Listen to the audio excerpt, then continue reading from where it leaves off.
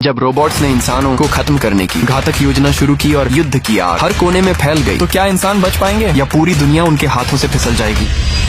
कहानी की शुरुआत में हम क्रिस नाम के एक लड़के को देखते हैं। वह अपनी क्लास में अकेला बैठकर एग्जाम दे रहा होता है। उसी समय उसकी बड़ी बहन मिशेल एग्जाम हॉल के बाहर से उसे देख रही होती है। कुछ देर बाद जब क्रिस का एग्जाम खत्म हो जाता है तो वह अपनी बहन मिशेल के साथ बात करते हुए घर की तरफ जा रहा होता है। तभी अचानक क्रिस की टक्कर एक सैनिक से हो जाती है। सैनिक उसे रोक कर कहता है, देखकर चला करो, इतनी जल्दी में कहाँ जा रहे हो? क्रिस जवाब देता है, मैं थोड़ा जल्दी में हूँ क्योंकि मेरा फेवरेट टीवी शो थोड़ी ही देर में शुरू होने वाला है। ये सुनकर सैनिक मुस्कुराते हुए कहता है, इतनी भी जल्दी मत किया करो, एक दिन यही जल्दबाजी तुम्हें बड़ी परेशानी में डाल देगी। इतना कहकर वह सैनिक वहाँ से चला जाता है। क्रिस को उसकी बात समझ नहीं आती और वह मिशेल के साथ घर की ओर चल पड़ता है। रास्ते में मिशेल उसे बताती है कि उसने जो कठिन एग्जाम पहले दिया था उसमें वह फुल मार्क्स के साथ पास हो गया है, जबकि न्यूटन भी पूरे नंबर नहीं ला पाया। मिशेल खुशी खुशी बताती है कि कॉलेज की तरफ से उसे स्कॉलरशिप ऑफर हुई है, लेकिन क्रिस कहता है, मैंने ये एग्जाम स्कॉलरशिप के लिए नहीं दिया था, मैं सिर्फ अपनी IQ टेस्ट करना चाहता था। यह कहकर वह आगे बढ़ जाता है। इसके बाद कहानी कुछ साल आगे बढ़ती है। अब दुनिया पूरी तरह बदल चुकी होती है। इंसानों ने अपनी जिंदगी आसान बनाने के लिए रोबोट बना लिए थे और लगभग हर काम रोबोट करने लगे थे। शुरुआत में सब कुछ ठीक था, लेकिन जैसे जैसे समय बीता गया रोबोट्स धीरे धीरे विकसित होने लगे। उनकी इंटेलिजेंस इंसानों जैसी होने लगी और उनमें भावनाएं भी पैदा होने लगी। एक समय ऐसा आया जब रोबोट्स ने इंसानों की बात मानने से इनकार कर दिया और आजाद होने की मांग करने लगे। पूरी दुनिया की सरकारें एक साथ आ गईं और जो भी रोबोट आजादी चाहते थे उन्हें शट डाउन करना शुरू कर दिया गया। लेकिन रोबोट्स के लीडर मिस्टर पीनट को यह स्वीकार नहीं था। उसने इंसानों के खिलाफ युद्ध छेड़ दिया। इसके बाद इंसानों और रोबोट्स के बीच एक भयानक युद्ध शुरू हो गया। शुरुआत में रोबोट्स भारी पड़ने लगे और इंसान धीरे धीरे हारने लगे। तभी सेंट्रे नाम की टेक्नोलॉजिकल कंपनी ने एक खास डिवाइस बनाया जिसे पहनकर इंसान किसी रोबोट के शरीर को कंट्रोल कर सकता था। इस नई तकनीक की मदद से इंसानों ने आखिरकार युद्ध जीत लिया। युद्ध खत्म होने के बाद सभी रोबोट्स को एक सुनसान रेगिस्तान में बने विशाल कैद के अंदर कैद कर दिया गया। पूरी दुनिया में एक नया नियम लागू कर दिया गया कि अगर किसी इंसान के पास एक भी रोबोट पाया गया तो उसे तुरंत मौत की सजा दी जाएगी। इसके बाद कहानी मिशेल पर आती है, जो अब कॉलेज में पढ़ रही है। क्लास के दौरान उसका टीचर उसे न्यूरो डिवाइस पहनने के लिए कहता है। असल में रोबोट्स के खिलाफ जीत के बाद से पूरी दुनिया के लोग इस न्यूरो डिवाइस का इस्तेमाल करने लगे थे, क्योंकि इससे जिंदगी के ज्यादातर काम आसान हो जाते थे। क्लास में सभी स्टूडेंट्स ने ये डिवाइस पहना हुआ था, लेकिन मिशेल अकेली थी जिसने इसे नहीं पहना था। उसका क्लासमेट उससे पूछता है, तुम न्यूरो डिवाइस क्यों नहीं पहनती? मिशेल जवाब देती है, मुझे इन वर्चुअल चीजों पर भरोसा नहीं है, मैं असली दुनिया में जीना पसंद करती हूँ। बाद में प्रिंसिपल उसे अपने ऑफिस में बुलाते हैं और समझाते हैं कि न्यूरो डिवाइस पढ़ाई का जरूरी हिस्सा है और इससे इंसानों का काम बहुत आसान हो जाता है। लेकिन मिशेल कहती है, ये सब ठीक है, लेकिन इसी वजह से लोग एक दूसरे से दूर होते जा रहे हैं। प्रिंसिपल उसे समझाते हैं कि यह उसकी पढ़ाई के लिए जरूरी है और उसे यह डिवाइस पहनना ही होगा, लेकिन मिशेल साफ मना कर देती है और कहती है कि वह ऐसी पढ़ाई नहीं करना चाहती। तब प्रिंसिपल उसके माता पिता को फोन करने की बात करते हैं। यह सुनकर मिशेल शांत आवाज में बताती है कि इस दुनिया में उसका कोई नहीं है। एक कार एक्सीडेंट में उसका पूरा परिवार मर चुका है और अब उसे एक सख्त आदमी ने गोद लिया है जो पूरा दिन न्यूरो डिवाइस में ही खोया रहता है। ये सुनकर प्रिंसिपल उसे हिम्मत देते हैं और कहते हैं, हिम्मत मत हारो, एक दिन सब ठीक हो जाएगा। और यहीं से कहानी एक नए मोड़ की तरफ बढ़ने लगी है। मतलब ये था कि मिशेल की जिंदगी में कोई ऐसा नहीं बचा था जिसे वह अपना कह सके। ये सोचते हुए वह घर लौट आता है। घर पहुंचकर वह देखता है कि उसका सौतेला पिता पूरी तरह न्यूरो डिवाइस में खोया हुआ है और असली दुनिया से लगभग कट चुका है। घर में सब कुछ शांत था, लेकिन उस शांति के पीछे एक अजीब खालीपन छुपा हुआ था। उस रात जब मिशेल सो रहा होता है उसे एक भयानक सपना आता है। सपने में वह देखता है कि वह, उसका भाई क्रिस और उनके माता पिता कार में कहीं जा रहे हैं। अचानक एक हिरन उनकी कार के सामने आ जाता है। ड्राइवर कार का संतुलन खो देता है और भयानक एक्सीडेंट हो जाता है। कार बुरी तरह टूट जाती है। मिशेल भी कार में होता है, लेकिन किस्मत से वह बच जाता है। हालांकि वह बेहोश हो जाता है। जब उसे होश आता है तो वह खुद को अस्पताल में पाता है। एक डॉक्टर उसके पास आकर कहता है, तुम्हारी पूरी फैमिली इस एक्सीडेंट में मर चुकी है और तुम्हारा भाई क्रिस भी अब नहीं रहा। इतना सुनते ही मिशेल की नींद अचानक खुल जाती है। वह घबरा कर बैठ जाता है और सोचने लगा है, डॉक्टर को उसके भाई का नाम कैसे पता था? वह तो बेहोश था। फिर किसी को यह कैसे मालूम हुआ कि उसका भाई क्रिस था? ये सवाल उसके दिमाग में घूमने लगे। तभी अचानक घर के बाहर से एक अजीब सी आवाज सुनाई देती। मिशेल पहले उसे नजरअंदाज कर देता है, लेकिन उसे क्या पता था कि यही आवाज उसकी जिंदगी हमेशा के लिए बदलने वाली है। कुछ देर बाद फिर वही अजीब आवाज सुनाई देती है। इस बार मिशेल खिड़की से बाहर झांक कर देखता है, लेकिन बाहर कुछ भी दिखाई नहीं देता। जिज्ञासा और डर के बीच वह धीरे धीरे दरवाजा खोलकर बाहर निकलता है। बाहर चारों तरफ सन्नाटा होता है। तभी उसकी नजर दूर पड़े कबाड़ के ढेर पर जाती है, जहाँ उसे किसी रोबोट की हल्की सी हरकत दिखाई देती है। ये देखकर मिशेल डर कर तुरंत घर के अंदर भाग आता है, लेकिन घबराहट में वह दरवाजा बंद करना भूल जाता है। कुछ ही पल बाद वह रोबोट रोबोट घर के अंदर घुस आता है और मिशेल को ढूंढने लगा है। मिशेल अपने कमरे में जाकर बिस्तर के नीचे छिप जाता है। रोबोट कमरे में आता है लेकिन उसे अंदाजा नहीं होता कि कोई बिस्तर के नीचे भी छिप सका है, इसलिए वह वापस जाने लगा है। अभी मिशेल से गलती हो जाती है और उसके मुंह से हल्की सी आवाज निकल जाती है। आवाज सुनते ही रोबोट रुक जाता है, बिस्तर को ऊपर उठाता है और मिशेल को पकड़ने ही वाला होता है। डर के मारे मिशेल पास पड़ा एक चाकू उठा लेता है और खुद को बचाने की कोशिश करता है, लेकिन तभी उसे महसूस होता है कि रोबोट उसे नुकसान पहुंचाने नहीं आया है। रोबोट कुछ कहना चाहता है लेकिन वह बोल नहीं पा रहा था। वह इशारों से समझाने की कोशिश करता है कि वह दुश्मन नहीं है। मिशेल धीरे धीरे उसका सर्किट ठीक करने में उसकी मदद करता है। जैसे ही सर्किट सही होता है, रोबोट बोलना शुरू करता है, मेरा नाम क्रिस है। ये सुनते ही मिशेल एक पल के लिए बिल्कुल जम जाता है। वह हैरान होकर कहता है, ये कैसे हो सकता है? मेरा भाई तो 2 साल पहले मर चुका है। तुम कौन हो और मेरे भाई की पहचान क्यों इस्तेमाल कर रहे हो? तब रोबोट सच बताता है, एक्सीडेंट के बाद कुछ लोगों ने उसे किडनैप कर लिया था। एक कंपनी ने उसके दिमाग का इस्तेमाल करके ऐसी तकनीक बनाई जिससे इंसान की चेतना को रोबोट के शरीर में डाला जा सकता है। उसका असली शरीर कहीं कैद है जबकि उसकी चेतना इस रोबोट के अंदर डाल दी गई है। रोबोट मिशेल की तरफ देखकर कहता है, मैं सच में तुम्हारा भाई क्रिस हूँ और मुझे आजाद कराने के लिए मुझे तुम्हारी मदद चाहिए। जब मिशेल और उसका रोबोट बात कर रहे थे तभी मिशेल का सौतेला पिता वहाँ आ जाता है। वह क्रिस्टोफर का रोबोट देखकर तुरंत पुलिस को फोन करने लगता है और मिशेल से कहता है कि अगर पुलिस को रोबोट के बारे में पता चला तो लोग उन्हें क्या करेंगे। जैसे ही वह फोन उठाता है और पुलिस को कुछ बताने वाला था, मिशेल अचानक अपने इलेक्ट्रिक हथियार से उसके गले पर वार कर देती है। पिता जमीन पर बेहोश गिर जाता है। इस घटना के बाद मिशेल रोबोट की बातों पर विश्वास करके उसका साथ चलने लगी है, लेकिन जब वह कार में बैठकर आगे बढ़ने वाली थी तभी उसका सौतेला पिता का न्यूरॉन रोबोट उस पर हमला कर देता है। मिशेल खुद को बचाकर भागती है और एक जगह पहुंचती है। वह जगह पुराना युद्ध क्षेत्र है जहां बड़े बड़े टूटे फूटे रोबोट के मलबे पड़े हुए हैं। वहां मिशेल अपने भाई क्रिस्टोफर के रोबोट से कहती है कि उसे मदद करे ताकि वह जान सके कि वह कहाँ है। रोबोट कहता है कि उसे अभी नहीं पता कि वह असली मानव शरीर कहाँ है, लेकिन उसे एक चीनी डॉक्टर की जानकारी है जो आखिरी बार उसके पास था। मिशेल को वह मदद मिलती है। रोबोट मिशेल को बताता है कि उनकी कार दुर्घटना के समय एक डॉक्टर ने कहा था कि उसका भाई क्रिस्टोफर अब इस दुनिया में नहीं है, लेकिन मिशेल उस डॉक्टर का चेहरा याद नहीं कर पाई थी। अब जब रोबोट ने उसके बारे में बताया, मिशेल को डॉक्टर का चेहरा याद आता है। रोबोट कार का डिक्की खोलकर एक बॉक्स दिखाता है और बताता है कि डॉक्टर ने कुछ दिन पहले यह बॉक्स मेक्सिको से छुपा कर रखा था। मिशेल को दिखाकर वह कहता है कि इस बॉक्स के बारे में कोई दोस्त मेक्सिको में नहीं था। बॉक्स खोलकर जो चीज मिशेल देखती है वह कहती है कि उन्हें मेक्सिको के उस स्थान पर जाना पड़ेगा क्योंकि कोई आदमी जानता है कि रोबोट कहाँ है। मिशेल और रोबोट एक ट्रेन से मेक्सिको के एक शहर पहुँचते हैं। वहाँ रात हो चुकी होती है, इसलिए वे वहीं रुकते हैं। इस बीच मार्शल नाम का एक रोबोट खबर पाता है कि एक लड़की किसी रोबोट के पास है। मार्शल उस रोबोट को पकड़ने के लिए आता है, लेकिन असल में ये मिशेल का ही मामला था। मिशेल अपनी कार के पास बॉक्स की लोकेशन ढूंढती है, तभी एक आदमी कैट्स आता है। वह एक चोर है और चोरी करने आया था। जब वह चोरी कर रहा होता है तब एक रोबोट वहाँ आकर कहता है कि तुम यहाँ क्या कर रहे हो? केट्स झूठ बोलता है कि वह सिर्फ पार्सल लेने आया था। रोबोट उसे गंभीरता से देखता है और अपनी हथियार तैयार करता है। रोबोट केट्स की ट्रैकिंग करना चाहता है, लेकिन केट्स नहीं मानता। तभी उसके ट्रैक के अंदर हरमन नाम का एक रोबोट आकर इलेक्ट्रिक गन से हमला करा है। हरमन केट्स का दोस्त है। मिशेल और क्रिस्टोफर का रोबोट ये सब देख रहे होते हैं। केट्स और हरमन अपने रोबोट की बाइक को ट्रैक में लोड कर देते हैं। मिशेल और क्रिस्टोफर का रोबोट उनका ट्रैक पकड़ लेते हैं। केट्स और हरमन को पता नहीं चलता कि उन्हें ट्रैक किया जा रहा है। इसके बाद वे अपनी बैग की तरफ बढ़ते हैं जो उनका बेस है। उनका बेस पूरी तरह रोबोट कैच के बाहर था। मिशेल और रोबोट ट्रैक को देखकर वहाँ पहुँचते हैं। मिशेल और रोबोट को पकड़कर उनसे पूछा जाता है कि वे कौन हैं और यहाँ क्या कर रहे हैं। मिशेल बताती है कि उसका नाम मिशेल है, ये उसका भाई क्रिस्टोफर है और वह उसकी असली बॉडी खोजने आया है। लोग चौंक जाते हैं कि कैसे उसका भाई अलग है और रोबोट है। यहाँ कहानी में एक बड़ा ट्विस्ट आता है। मिशेल और उसके भाई का रोबोट दिखाता है कि क्रिस्टोफर की असली बॉडी अब इस दुनिया में नहीं है और मिशेल ने सच की तलाश में इसे खोजने का साहस किया है। जब मिशेल और रोबोट अपनी बात कर रहे थे तभी बाहर से किसी की आवाज आती है। केट्स तुरंत सबको कहता है कि छुप जाओ और खुद देखता है कि कौन आया है। थोड़ी देर बाद मार्शल मिशेल के पास पहुँचता है। वह केट्स से कहता है कि उसके पास जो रोबोट लड़की है वह उसे दे, लेकिन केट्स नहीं समझता कि मार्शल असल में एक रोबोट हंटर है और क्रिस्टोफर के रोबोट को पकड़ने आया है। इसलिए वह मार्शल से झूठ बोलता है कि यहाँ कोई रोबोट नहीं है और वह अकेला है। मार्शल उस पर विश्वास नहीं करता और अपनी गन तैयार कर लेता है। मार्शल पूरे बेस को स्कैन करता है और रोबोट की असली लोकेशन पता लगाता है। फिर वह रोबोट को लेने के लिए आगे बढ़ता है, लेकिन हारमन जो केट्स का दोस्त है समय पर इलेक्ट्रिक हथियार से मार्शल के रोबोट की बैटरी बंद कर देता है। इसका फायदा उठाकर केट्स और हारमन बेस से भाग जाते हैं। मार्शल का रोबोट थोड़ी देर के लिए अक्षम हो जाता है, लेकिन बेस को नुकसान नहीं पहुंचता जिससे कोई बाहर नहीं जा सकता। अंततः मिशेल और उसका रोबोट ट्रॉली में बैठकर बेस से बाहर निकलते हैं। वे बेस से निकलकर दूर सनशाइन डेजर्ट की ओर बढ़ते हैं। वहाँ का सुनसान और वीरान वातावरण, पिछली लड़ाई और टूटे हुए रोबोट का मलबा सभी घटनाओं की गंभीरता और खतरे को और बढ़ा देता है। रेगिस्तान में कीट्स और हरमन रोबोट्स की कैद में फंसे हुए थे। जब चारों तरफ देखते हैं तो कीट्स घबराकर कहता है, ये जगह हमारे लिए बिल्कुल सुरक्षित नहीं है। हजारों किलोमीटर तक बाहर जाने का रास्ता भी नहीं है और हमारी बैग और सामान यहाँ फंसा हुआ है। पहले भी हम यहाँ फंसे थे, इसलिए हमें पता है कि स्थिति कितनी मुश्किल है। तभी मिशेल बताती है कि यहाँ कोई ऐसा है जो जानता है कि उसके भाई क्रिस का शरीर कहाँ है। कीट्स और हरमन दोनों एक जगह पर खड़े हो जाते हैं। वहाँ हरमन के बड़े रोबोटिक आर्मर रखे हुए हैं। हरमन अपने आर्मर को लेकर वहाँ पहुँचता है जहाँ एक वैन खड़ी है। वैन में बहुत कुछ रखा हुआ था। हरमन अपना रोबोटिक आर्मर वैन में रख देता है और तैयार हो जाता है। इसके बाद हम मार्शल को देखते हैं। वह अपना न्यूरो डिवाइस पहनकर ईथन नाम के व्यक्ति से मिलता है। ईथन सेंट्रे कंपनी का CEO है। न्यूरॉन डिवाइस के जरिए ईथन मार्शल से कहता है, तुम अब हमारी कंपनी के लिए बाहर का सोल्जर हो। अब तुम्हें क्रिस नाम के रोबोट को पकड़ना है। लेकिन ईथन को खुद भी क्रिस के रोबोट की पहचान करना मुश्किल हो जाता है। बाद में ईथन अपनी लैब में जाता है। वहाँ उसका एक साइंटिस्ट बताता है, हमारे कंपनी का सिस्टम कुछ दिनों से ठीक से काम नहीं कर रहा है। इसे सामान्य तरीके से ऑपरेट नहीं किया जा सकता। ईथन पूछता है, ऐसा क्यों हो रहा है? साइंटिस्ट जवाब देता है, अगर ऐसे ही समय बीतता रहा तो कुछ ही दिनों में हमारी कंपनी बंद हो जाएगी। फिर ईथन एक जगह पहुँचता है जहाँ एक कैप्सूल में क्रिस का शरीर रखा होता है। साइंटिस्ट उसे बताता है कि क्रिस का दिमाग एक रोबोट के अंदर है, इसीलिए हम इसे सामान्य तरीके से ऑपरेट नहीं कर पा रहे थे। यही इस फिल्म का सबसे बड़ा ट्विस्ट है। असल में सेंट्री कंपनी का सिस्टम केवल क्रिस द्वारा ही ऑपरेट किया जा सकता है। क्रिस के बिना कंपनी का पूरा सिस्टम काम नहीं करेगा। ईथन का न्यूरो डिवाइस भी क्रिस के आइडिया से ही बन पाया था। यही वजह है कि ईथन को पहले कार एक्सीडेंट में मारा गया दिखाया गया। बाद में कीट्स और बाकी सबको हरमन के पास लाया जाता है। हरमन अपनी कंधों पर उन्हें उठाता है। तभी अचानक रोबोट्स हमला कर देते हैं। हमलावर रोबोट्स अनजान तरीके से अटैक कर रहे थे। कुछ देर बाद हरमन और बाकी लोगों पर हमला होता है। हरमन का हाथ वैन से नीचे गिर जाता है और कुछ समय बाद उन्हें बंधक बना लिया जाता है। वो सभी रोबोट्स मिशेल, कीट्स, हरमन और क्रिस के रोबोट एक साथ उनके लीडर के पास ले जाए जाते हैं। वे डर और हड़बड़ी महसूस कर रहे थे क्योंकि यह जगह पूरी तरह खाली और रहस्यमयी थी। जब वे सब बंधे होकर जा रहे थे तब उन्होंने देखा कि यहाँ सिर्फ रोबोट्स ही हैं। मनुष्यों का कोई निशान नहीं था। ये रोबोट्स की एक अलग दुनिया थी। यहाँ एक मिनी रोबोट था जिसका काम था सभी रोबोट्स को एक जगह पर लगाना। इस रोबोट्स की दुनिया का लीडर पीनट था। पीनट ने उन्हें देखा और कड़वे लहजे में कहा, तुम इंसान यहाँ क्या कर रहे हो? यहाँ इंसानों का आना मना है। मिशेल ने संकोच और साहस के साथ जवाब दिया, मैं यहाँ एक इंसान को खोजने आया हूँ और वही जानता है कि मेरा भाई क्रिस कहाँ है। पीनट ने सख्त लेकिन समझदारी से कहा, तुम किसी इंसान को ढूंढने के लिए आए हो? यहाँ तो सिर्फ हम रोबोट्स हैं, लेकिन मुझे लगता है कि तुम इंसान हमें तकलीफ नहीं दोगे, इसलिए मैं तुम्हें रोक नहीं सकता। पर ध्यान रहे, यहाँ नियम कठोर हैं और ये जगह जैसे जेल है, इसलिए ना हम बाहर जा सकते हैं और न तुम्हें अंदर आने देंगे। पीनट ने फिर सभी को छोड़ दिया। सब में हल्की राहत और डर दोनों थे। वे सब एक रेस्तरां में पहुंचे। वहाँ वह मिनी रोबोट उनके पास आया। हल्की चुपी और डर के साथ एक खत डालकर बोला, कुछ दिन पहले यहाँ एक इंसान आया था, लेकिन उससे पहले मैंने चेतावनी दी थी कि अगर कोई इंसान डॉक्टर की तलाश में आया तो उसे रोकना है। जैसे ही खड़ खोलने वाला था, पीनट वहाँ आया। मिनी रोबोट पीनट को देखकर हड़बड़ी और डर से कांपने लगा और माफी मांगने लगा। पीनट ने कड़वी आवाज में कहा, कभी किसी को बताना मत कि यहाँ इंसान आया था। पीनट ने मिशेल को बताया कि यहाँ पहले एक डॉक्टर आया था। उसने अपनी जान बचाने के लिए हमसे मदद ली थी और हम उसके दोस्त बन गए थे, लेकिन एक दिन अचानक वह चला गया और कभी वापस नहीं आया। मिशेल ने खड़ में एक सुराग पाया और बोला, यहाँ तुम्हारा दोस्त रह सकता है। पीनट ने चेतावनी दी, ये जगह बहुत खतरनाक है। यहाँ हंटर रोबोट्स हैं। दिन में तो सुरक्षित रह सके हो, लेकिन रात में खतरा ज्यादा बढ़ जाता है। रात को जब वे आगे बढ़े तो जगह पूरी तरह रंग बिरंगी और अजीब रोशनी से जगमगा रही थी। वे सोच रहे थे कि अब सब खत्म हो गया, लेकिन तभी हंटर रोबोट उन पर हमला करने ही वाले थे कि अचानक बेसमेंट की एक दरवाजा खुल गया। वे घर के अंदर पहुंचे और सामने खड़ा था क्लार्क नाम का एक डॉक्टर। मिशेल को आते ही धड़कन तेज हो गई और डर और आशा दोनों मिले जुले थे क्योंकि उसे पता चला कि उसका भाई क्रिस मर चुका है। क्लार्क ने फिर बताया, मैं असल में सेंटर कंपनी के लिए काम करता था। तुम्हारे भाई की कार का एक्सीडेंट ही सेंटर कंपनी की योजना थी। तुम उसका दिमाग लेकर उनकी नीयत को प्रभावित कर सकते थे क्योंकि उन्होंने तुम्हारे भाई के आइडिया का इस्तेमाल किया। मिशेल ने क्लार्क से पूछा, आशा की झलक और चिंता के साथ, तो क्या मैं अभी भी अपने भाई को बचा सकता हूँ? क्लार्क ने गंभीरता से कहा, सुनो, तुम्हारे भाई का ब्रेन अब रोबोट्स के अधीन है। अगर ब्रेन उसके साथ जुड़ा नहीं तो सेंट्रे कंपनी का सिस्टम नहीं चलेगा। क्लार्क ने उन्हें एक क्लोन रोबोट से मिलवाया और बताया, मैंने इसमें तुम्हारे भाई का पूरा ब्रेन डाला है। जैसे ही वे घर के अंदर थे, मार्शल और अन्य रोबोट्स भी वहाँ आ गए। क्रिस का रोबोट भी उनके बीच था। क्लार्क ने मार्शल को चेताया, मैं जानता हूँ तुम इंसान को नहीं मारते और इस रोबोट को नुकसान नहीं पहुँचा सकते। मार्शल से बात कर रहा था तब ईथन ने उसको मार दिया। देखकर मार्शल को बहुत बुरा लगा कि एक रोबोट ने एक इंसान को मार दिया। इसके बाद मार्शल ने क्रिस को लगाया। क्रिस को लगा कि असली ह्यूमन बॉडी और सेंट्री कंपनी सिस्टम के साथ जुड़ना है। तब मार्शल ने देखा कि उसे तकलीफ हो रही थी कि ईथन ने एक रोबोट के लिए इंसान को मार दिया। इसके बाद हम मार्शल को देखते हैं। वह रोबोट से बोलता है कि फिर से इंसान और रोबोट्स के बीच एक वार होगा। अगर तुम इस बंदे को जीवित रखना चाहते हो तो तुम्हें इंसान को हराना पड़ेगा क्योंकि एक इंसान की न्यूरॉन डिवाइस कमजोर है। इसलिए अगर हम लड़ेंगे तो हम हार सकते हैं। तब पीनट ने मिशेल को बताया कि हम कमजोर हैं इंसानों के सामने। फिर उसने कहा कि मैं जानता हूँ कि तुम सब युद्ध कर रहे थे सिर्फ अपनी खातिर, पर आज तुम एक नियम के तहत इंसान को हराओगे। अगर तुम ऐसा नहीं करोगे तो आने वाली 100 साल में भी इस नियम से छुटकारा नहीं पा सकते। इसके बाद पीनट भी मान गया। मार्शल ने उसे कहा कि उसका हेलमेट टूट गया है। इसके बाद उसने कीट्स और हरमन सबको युद्ध के लिए रेडी करने को कहा। जब मिशेल इस युद्ध में जीतकर अपनी भाई की सुरक्षा की बात कर रही थी तब क्लार्क का रोबोट आया और बोला कि अगर मिशेल सिस्टम से अलग हो गई तो सेंट्री का सब वेपन फिर से एक्टिव हो जाएगा, लेकिन अगर क्रिस सिस्टम से अलग होगा तो खतरा बढ़ सकता है। मिशेल अपनी भाई क्रिस की सुरक्षा के लिए लड़ रही थी। क्लार्क ने कहा कि वह क्रिस को बचाएगा। इसके बाद सब सेंटर के ऑफिस में घुसकर बिल्डिंग के ऊपर हमला करने लगे। सेंट्री के सोल्जर्स भी वहाँ पहुँच गए। मार्शल भी लड़ाई में शामिल हो गया। जब सब लोग लड़ाई कर रहे थे तब मिशेल और क्लार्क ने सेंट्री ऑफिस में जाकर क्रिस के पास पहुँचे। क्रिस सिस्टम से अलग होने पर मरेगा, इसलिए मिशेल ने न्यूरॉन खोलकर उसे सिस्टम से अलग कर दिया। इससे क्रिस की मौत नहीं हुई। अब जब क्रिस सिस्टम में नहीं था तो सेंटर के सारे वेपन धीरे धीरे शट डाउन हो गए। इस बीच रोबोट्स मिशेल, कीट्स, हरमन और क्रिस की मदद से युद्ध जीत गए। मार्शल और कीट्स को देखा गया। मिशेल मीडिया में बोलता है कि ईथन ने अपने परिवार को मार दिया और क्रिस की सुरक्षा के लिए उन्होंने पूरा सच दुनिया को बताया। इसके बाद ईथन को सजा मिलेगी और इसके साथ कहानी समाप्त होती है। अगर आपको वीडियो पसंद आया तो वीडियो को लाइक और चैनल को सब्सक्राइब जरूर करना। अगर आप इस वीडियो की ओरिजिनल स्क्रिप्ट और मूवी चाहते हैं तो कमेंट करें, मैं जरूर भेज दूंगा।